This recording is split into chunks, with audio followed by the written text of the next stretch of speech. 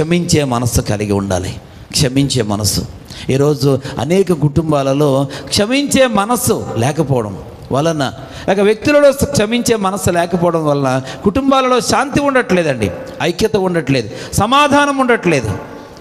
వీళ్ళారా ఒకరన్న మాట ఒకరు కిట్టడం లేదండి, ఒకరన్న మాట ఒకరు సహించలేకపోతూ ఉన్నారు, భరించలేకపోతూ ఉన్నారు. దానికి గల కారణం ఏంటంటే క్షమించే మనస్సు లేకపోవడం. దేవునికి స్తోత్రం, హల్లెలూయా.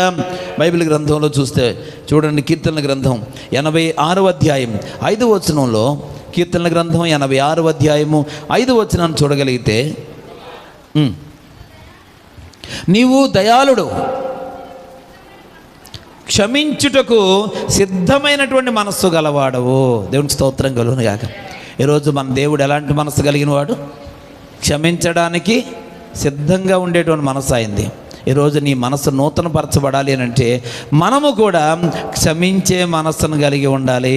నమ్మని వారు గట్టిగా స్తోత్రం చెప్పండి, హల్లెలూయా. ప్రతి ఒక్కరు కూడా ఏ మనసు ఉండాలా? క్షమించే మనస్సు. క్షమించే మనస్సు. పిల్లరా, ఈరోజు కొందరు మనసు క్షమించడానికి సిద్ధంగా ఉండదండి, క్షమాపణ కోరడానికి సిద్ధంగా ఉండరు. ఎవరైనా క్షమించమని అడిగితే క్షమించడానికి సిద్ధంగా ఉండరు. పిల్లరా, ఈరోజు క్రీస్తు బిడ్డలకు అది సరికాదండి. నువ్వు దేవుని బిడ్డ అనిపించుకోవాలి అని అంటే మన ప్రభువే క్షమించే మనసును కలిగి ఉన్నాడు. దేవునికి స్తోత్రం. మనందరం కూడా ఎలాంటి మనసును కలిగి ఉండాలి? క్షమించే మనసును కలిగి ఉండడం క్రైస్తవత్వం. క్రీస్తు బిడ్డకు ఉండాల్సిన లక్షణం అది. క్రీస్తు బిడ్డగా ఈ సమాజంలో నువ్వు కనబడాలి. ఎలా అంటే క్షమించే మనస్సు కలిగిన వానిగా. హల్లెలూయా, హల్లెలూయా. చూడండి, ప్రభువారు పిల్లరా, మరి యేసుక్రీస్తు ప్రభువారు మనం చూస్తాం. మత్తయి సువార్త 9వ అధ్యాయము 6వ వాక్యాన్ని చదవగలిగితే, మత్తయి సువార్త 9వ అధ్యాయం 6వ వచనంలో, ఆయనను పాపములు క్షమించుటకు భూమి మీద మనుష్యుల కుమారునికి అధికారము కలదని, పక్షవాతం గలవాన్ని చూచి పొమ్మను చెప్పగా, దేవునికి స్తోత్రం. పిల్లరా, ఇక్కడ యేసుక్రీస్తు ప్రభువారు అడగకుండానే ఒక పాపం చేసిన వాడిని దేవుడు క్షమించాడు. దేవునికి స్తోత్రం. అతను అడిగాడండి? అతను అడిగాడా? ఒక్కొక్కసారి మనం అంటాము, అడిగితే నేను ఎందుకు క్షమించనండి, క్షమించమని వాళ్ళు అడగల కదా అంటాం. అవునా కదా? చెప్పండి, అవునా కదా? అవును. సరే, దేవునికి స్తోత్రం. క్షమించమని వాళ్ళు అడిగితే మనం క్షమిస్తాం. కానీ ఈ వ్యక్తి యేసు ప్రభు దగ్గరికి వచ్చి, దేవా నన్ను క్షమించు అని అడిగాడా? లేదు. వెళ్ళారా? అతనికి ఉన్నటువంటి బలహీనతను బట్టి అతని పాపాలను యేసుక్రీస్తు ప్రభు వారు క్షమించాడు.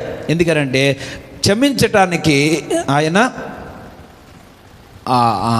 ఆధిక్యత కలిగిన వాడు, ఆయన క్షమించేటువంటి స్థితి కలిగిన వాడు దేవుడు. కనుక ఆయన నేను క్షమిస్తున్నాను అని చెప్పి అతను స్వస్థపరిచినప్పుడు పిల్లలు అతడు బాగుపడ్డాడు. యేసుక్రీస్తు ప్రభువారు పిల్లరా క్షమించే మనస్సు కలిగిన వాడు. ఈరోజు మనం కఠినమైన మనస్సు కలిగిన వారిగా ఉండకూడదు. ప్రతి ఒక్కరూ కూడా ఎదటి వారి ఎడల క్షమించే మనస్సును కలిగి ఉండాలి. నువ్వు క్రైస్తవుడిగా, క్రైస్తవురాలిగా నీ జీవితంలో దేవుని యొక్క ఆధ్యాత్మిక జీవితంలో దేవుడిచ్చినటువంటి ఆధిక్యతను పొందుకోవాలి అని అంటే, దేవుని దృష్టిలో యోగ్యమైన స్థానంలో మనం ఉండాలి అని అంటే ఖచ్చితంగా ఈ మనస్సును కలిగి ఉండాలి. వీటిలో స్థిరత్వాన్ని కలిగి ఉండాలి. మొదట ఏం చెప్పుకున్నాము? ఏంటి? వెతికే మనస్సు, అది స్థిరంగా ఉండాలి. అంటే జీవితాంతకాలము దేవుణ్ణి వెతికే వారిగా ఉండాలి. రెండవదిగా క్షమించే మనస్సు. పిల్లరా, అప్పుడప్పుడు క్షమించడం కాదండి, నేను చాలాసార్లు క్షమించానండి కాదు. నీ జీవితకాలం అంతా కూడా నువ్వు క్షమించే వ్యక్తిగా ఉండాలి. క్షమించే మనస్సును మనం ప్రభువు వలె కలిగి ఉండాలి. చూడండి, లూకాసు వార్తలో ఒక మాట చూస్తాము. లూకాసు వార్త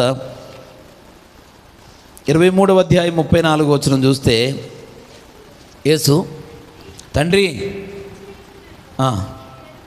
వీరేమి చేయుచున్నారు వీరు ఎరుగరు గనక వీరిని క్షమించుమని చెప్పాను. వారన్నా అడిగారండి యేసుప్రభుని క్షమించమని? వారు కూడా అడగలేదు. పిల్లరా, వారు చేసే పని వారు చేసేస్తూ ఉన్నారండి.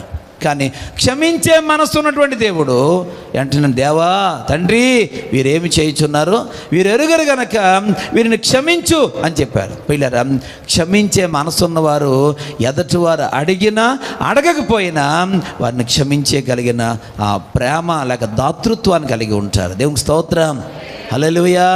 ఈరోజు ప్రతి విషయంలో కూడా మనల్ని ఎవ్వరూ కూడా క్షమించమని అడగకపోయినా కానీ మనం క్షమించాలి. ఎప్పుడనంటే ఆ క్షమించే మనసు ఉన్నప్పుడు అది మనం చేయగలుగుతాం. కనుక ఈ యొక్క దినాన ప్రతి ఒక్కరూ కూడా మనం ఏ మనసు కలిగి ఉండాలి? క్షమించే మనస్సు కలిగి ఉండాలి.